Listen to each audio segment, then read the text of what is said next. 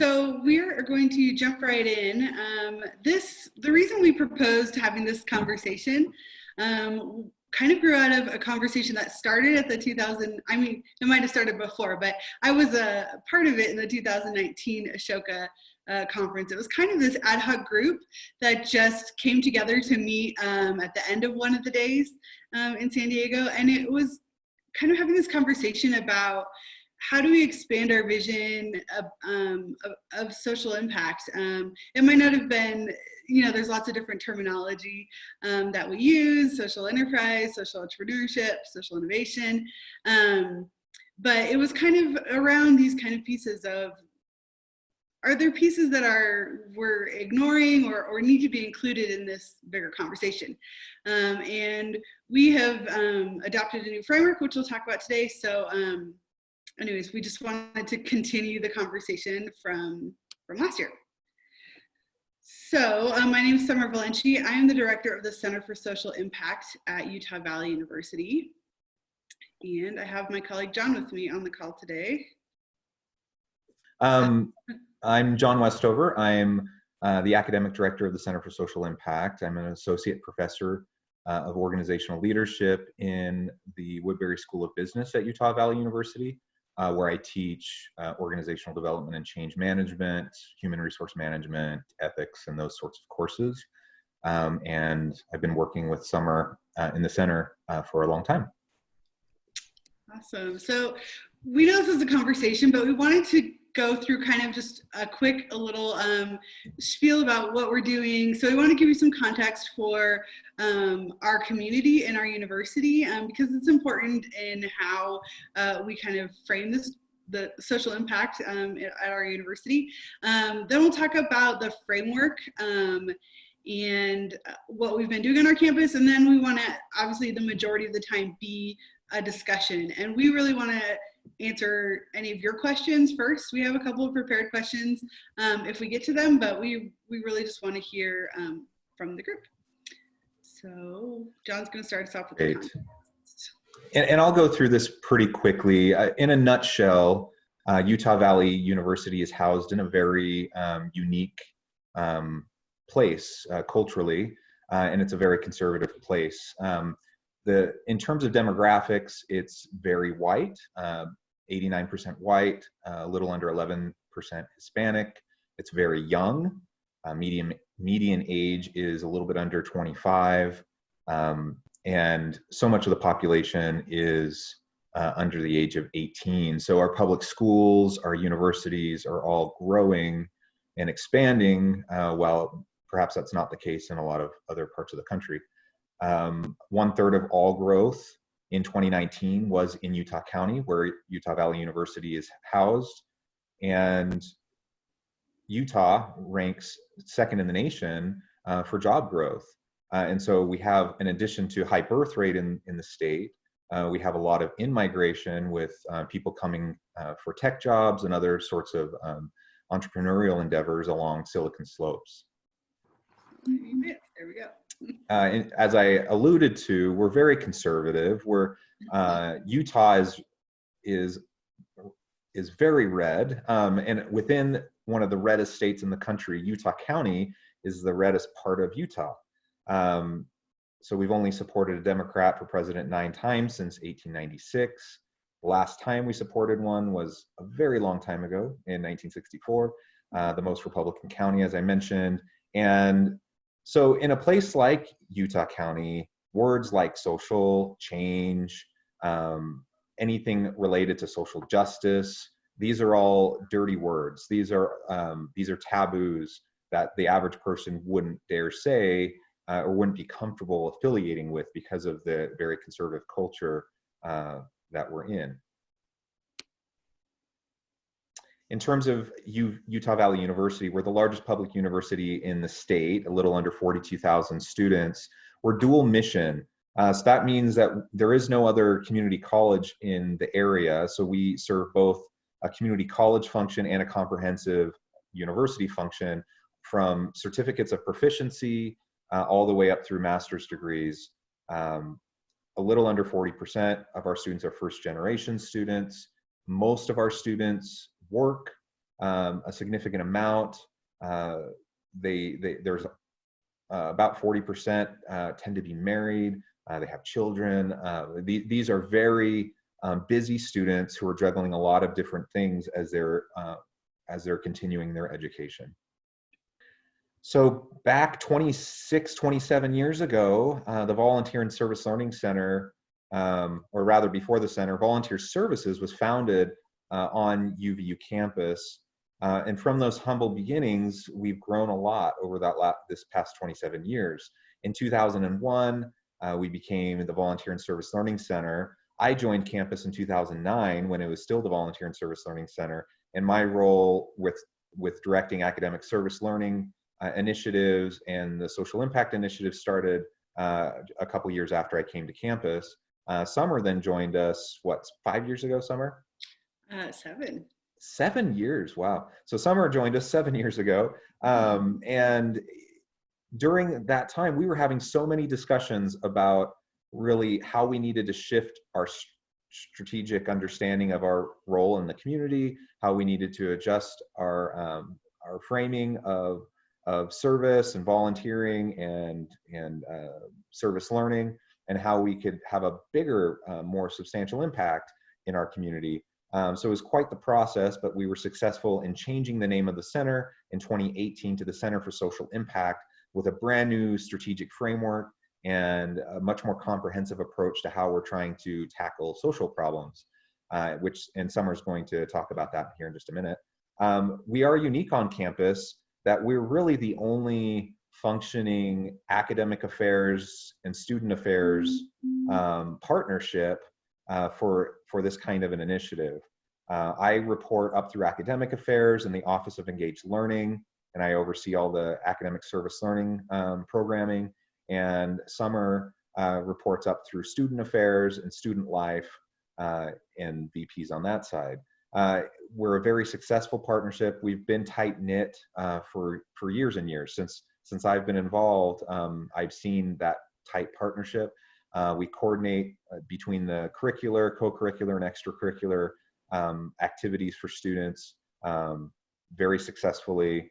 And really, I believe we're a model for our campus in terms of successful academic and student affairs partnerships. Okay, so I'm going to jump into the framework. And something that we like to point out too is how we sit in between those two different divisions. We're not beholden to any particular school, where we can really be that kind of interdisciplinary space on campus.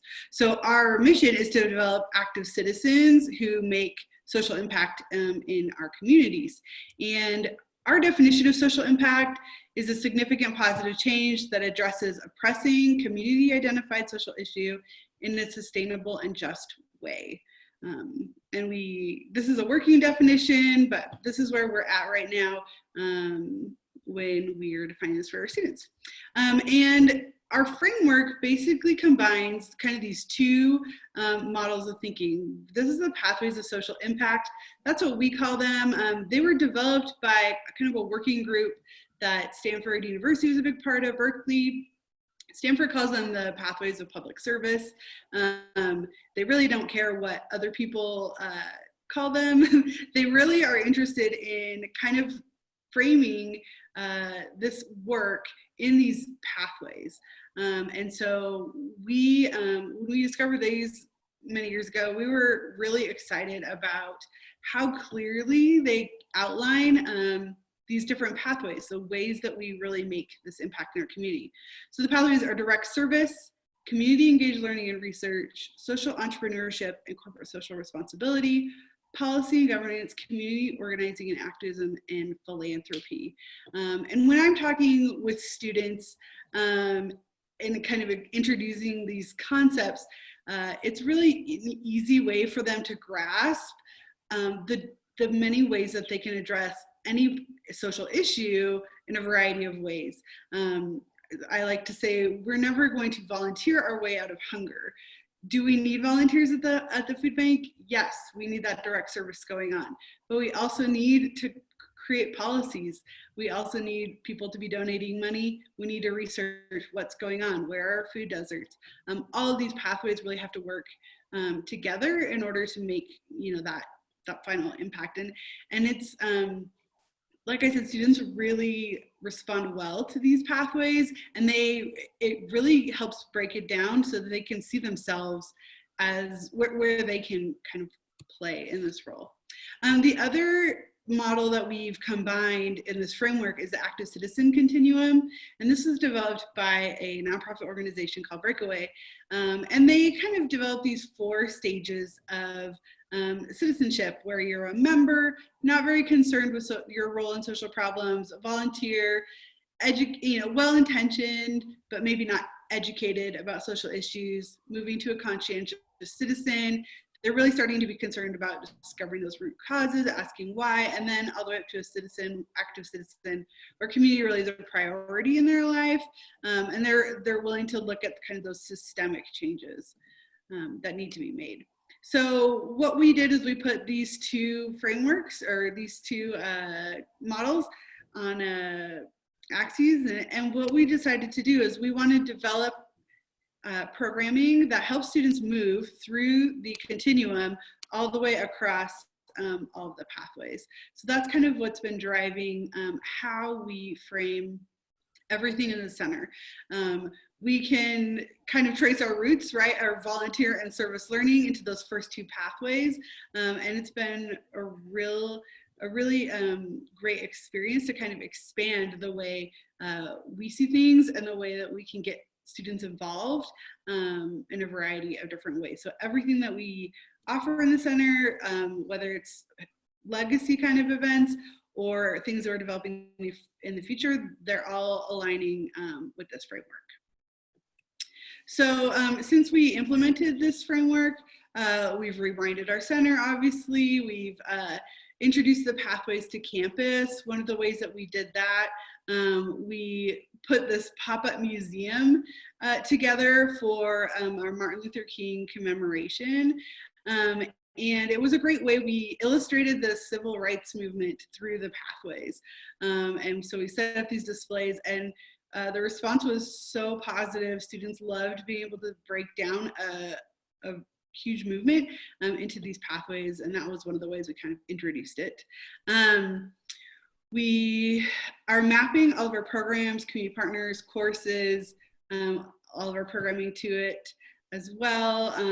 We're developing our assessment strategy, and we've launched some new programs within this framework. We have something called the SIM Lab, our Social Impact Metrics Lab, Social Impact Incubators, and just everything that we are designing and developing, we put onto that framework so students can understand how they can make that impact, and it helps us just really kind of cement in their minds how they can make a difference. All right, so that brings us to the point where we want to open it up. As Summer mentioned, we're just so excited about having a comprehensive way that we can help students and faculty and community partners all collectively understand the complexities and nuances in a broader social system and political and economic system that these cross influences that make it so difficult to actually drive change in our communities. So as we use this sort of framework and have these discussions and plan our programming and our events and our courses and our projects, it gives us a real good grounding and helps everyone to be conversant with the same kind of baseline understanding of where we're starting from, to be able to address community identified needs, to be able to lean on the lived expertise of community partners, and to be able to augment, with the skill sets that we bring to the table from, the faculty side and from what the students are learning in their disciplines on campus for curricular, co-curricular, and extracurricular offerings. So we want to open it up now for any of your questions, thoughts, comments. And then depending on time, we have some questions that we've also prepared that we can pose for discussion, but we'll start with all of you. I might ask a question. It's Nancy Mullet. I'm from Calgary, Alberta. Hi, Nancy. And, it's wonderful to see the way you've created this matrix management system. I used to really value that kind of stuff, but my life got a lot more chaotic, I'm afraid. But one of the things I was interested in is it seems like you're really well organized inside the university. And I'm just wondering how you've managed to bring community collaborators in, and do you invest in them in terms of training them to be part of this? Yeah, great question. Do you want to tackle that first, Summer? Sure. We have a partnerships coordinator that is a member of our staff in the Center for Social Impact. And so she helps recruit community partners, train them, retain them. She helps put on events with our service learning faculty to kind of make those connections with them as well. So right now, she's currently mapping all of our community partners with them to those pathways, so we can see where maybe there are gaps in our partnerships that we could develop further, or help them kind of develop more opportunities beyond what they've usually seen us as, either volunteering or service learning, helping them kind of expand their perspective into, oh, you mean I could use a student to help get signatures for a petition? Awesome, that's policy and governance. So helping broaden their perspective as well as to how they could engage students in what they're doing. Okay, so that you see the partnerships, the collaborators, as being the associations, agencies, groups within the community, rather than individuals who are able to teach students and those kinds of things. Is that right? That was my perspective. Yeah. John, do you want to address? I mean, we have on-campus partnerships as well that we work across divisions, and like we mentioned, our partnership with academic affairs is very strong, and so faculty members are obviously a large part of that as well. Yeah. No, I wasn't referring to faculty. I'm talking about individuals from the community who are really interested in this, and how you use them in terms of training your students. Because I really saw in that continuum the opening for that, Absolutely. Yeah, I think on the curricular side, it just depends. So we have, for example, in the courses that I teach, where we do these types of projects, we do work with community organizations, nonprofits, agencies, whatever, and the students work on consulting projects. In my discipline, they're working on organizational development and change management types of projects for these organizations.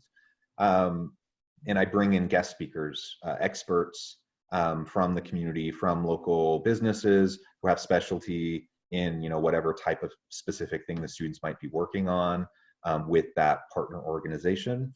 And so some faculty do that quite a bit, some do that a little bit, and some don't do it at all. We definitely encourage faculty to utilize the expertise within the community.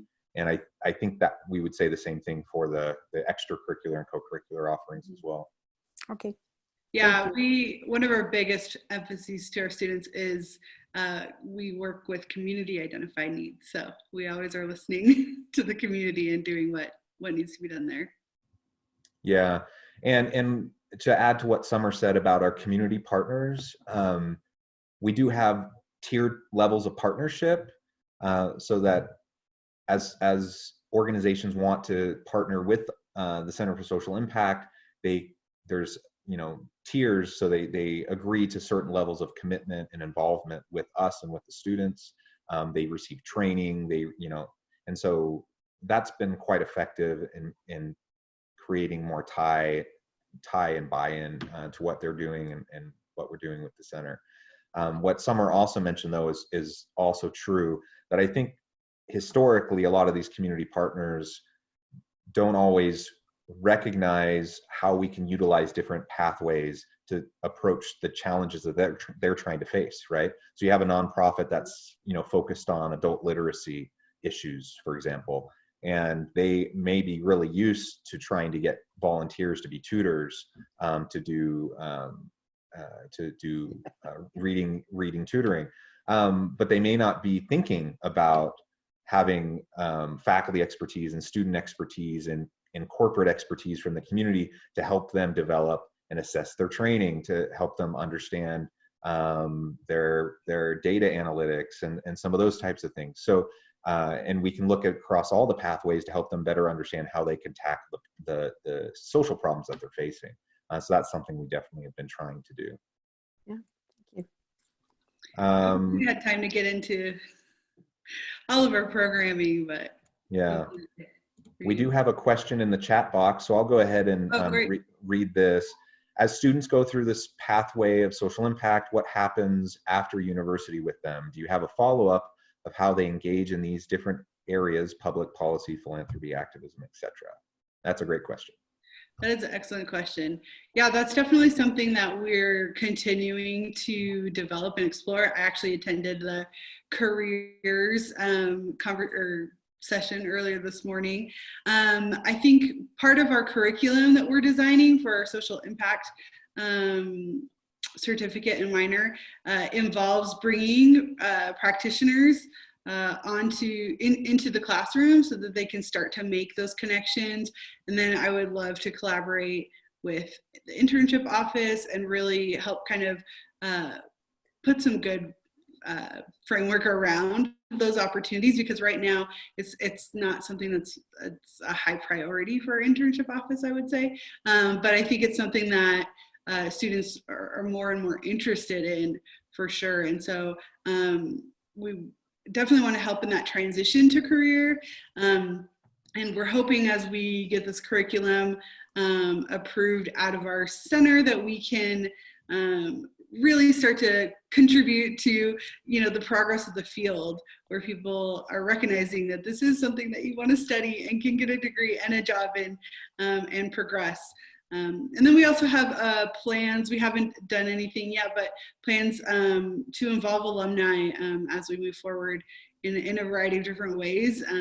We feel like, just like how students and community partners can kind of see themselves in these pathways, that it'll be really helpful framework to engage alumni in as well. Another question, Nancy asks, what is an internship? Is this a paid contract or an experiential learning agreement? Oh, internships can be yeah. whatever you want to make them, right? Yeah, I think it depends on what we're talking about at the university. Generally speaking, at the university, most students do paid internships with an employer, where they have a signed agreement between a supervisor, the student, and a lead faculty member at the university, with specific learning outcomes from the projects that they're doing as part of the internship. So it's this experiential learning opportunity where they often get paid, sometimes not. So that's an internship. But a lot of times what we've seen is that students who are involved in these social impact projects or these service learning projects with organizations as part of their coursework, where they're doing free projects, they're not getting paid for them, that oftentimes those experiences then lead to paid internships or to paid job offers after the course is over. And so that's something that we're really proud of, to see that kind of a positive professional impact for students as they go through these various experiential learning opportunities. Jim McKinley, I'm in NC. I'm a connector and been involved with Ashoka for quite a while. I really also enjoyed your Continuum and think it's well designed. Make verbally a brief reference to systemic change. I didn't see it on your Continuum, systemic. And I just wondered how you position systemic change, which really is the ultimate impact, in my view, and whether you look at it that way, how you position it in your curriculum. Yeah, we try to approach everything from a systems perspective. And so we see, for example, the 6 pathways as different pieces of the system, right? And so we want to look cohesively and holistically at social problems from a systems approach. We also do a lot with equity design thinking and try to incorporate that into our courses and programming and experiences for students. Really, we don't want students coming away from involvement with the center thinking, service is fun, I'm going to go do some more service and that will solve all the world's problems. Now, if they want to do service and they think it's fun, that's great, but that's not going to solve all the world's problems. And so we need to be much more comprehensive in our approaches. And as we try to educate the students about the framework and about systems thinking and about equity design thinking and these sorts of approaches, we found some good success. And the students get really excited about it because they start to, millennials and Gen Z students, they want to make an impact in the world. And they don't want to wait until, later in their career to do it. They want to do it now. And so when students see that they have the tools to do it, they get really excited. And that leads into some of our other programs like the Sim Lab and the social impact incubators and some of those sorts of things where students have the opportunity to pitch projects, get funding to carry out the projects and those sorts of things. Yeah, it's really embedded in everything we do. And that continuum, I think something that's a little different about it is that we're focusing on the person and their development, developing a student into an active citizen. So I would hope that, if they reach that point, they would fully understand what systems are, how to address them, and understand these levers of the pathways to really make those changes. Yeah. It looks like we're almost out of time. We do have another question in the chat window, so I'll pose that real quick. Okay. Do you have or have you developed social impact measurement tools, models, indicators? Great question. We're always working on that. We do have various assessment tools that we have used in the past. It depends on what type of outcomes you're wanting to focus on, right? You could have economic development instruments, you could have attitudinal change, if you're talking about political, the political pathway, there's all sorts of different things that can be used.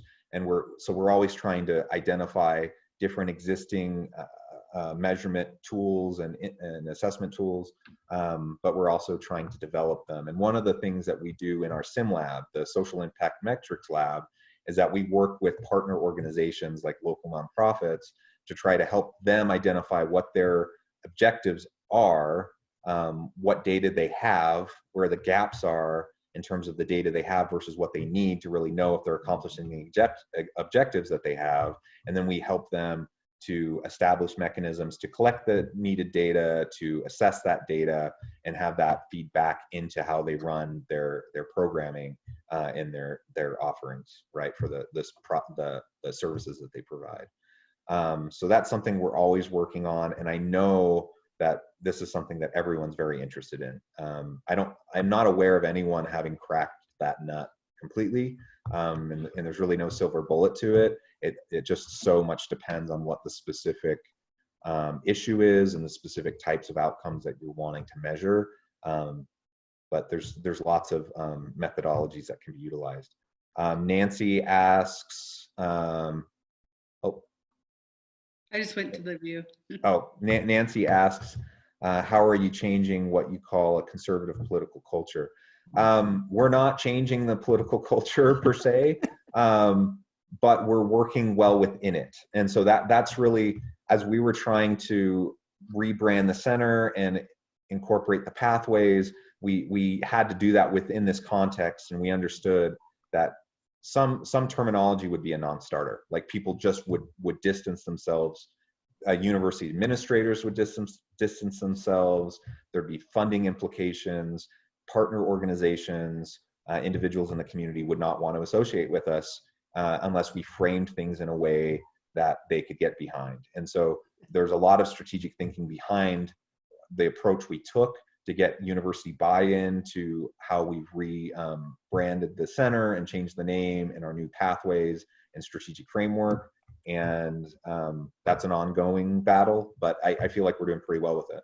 Do you want to add anything to that, Summer? Yeah, we basically had to sell it that we're teaching students how to do this work. They get to determine for what social issue and from what perspective. We obviously teach ethics and values and those kinds of layers to make sure that it's, you know, in the right direction. But we really emphasize those, that we're teaching the how students engage, and we're not evangelizing or pushing a certain agenda necessarily, because of our culture on campus. That was the only way we would be able to make this happen. When we told our colleagues around the state that we were going for the name Social Impact, the Center for Social Impact, they laughed at us. They said, "You're never gonna get that." They was like, "Do you know where your university is located?" And we said, "Yep, we're gonna do it." So those kind of strategic conversations that John mentioned is how we were able to convince them.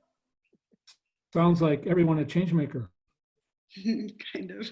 I think so. Yep. Like everyone. Yep. Well, thank you so much for participating and staying with us these last few minutes. Yes, thanks everyone. We know we're over time. We will share the slides. I think Summer may have already done that in the present. Oh, I'm not sure here, but I know in the program the slides are there in the app. And by all means, we would love to talk with anyone offline, so feel free to contact us. We could set up meetings, you know, after the fact, after the conference, and we would love to have the opportunity to continue the discussion. Yeah, Thank you for your great work. Great. thank You you. share your emails in the chat box with everyone before they go in case folks have questions. Thank you so much, Jonathan. Thank you. Yep. Thanks, everyone. Have a great evening. Have a wonderful evening. Thank you so much. Bye.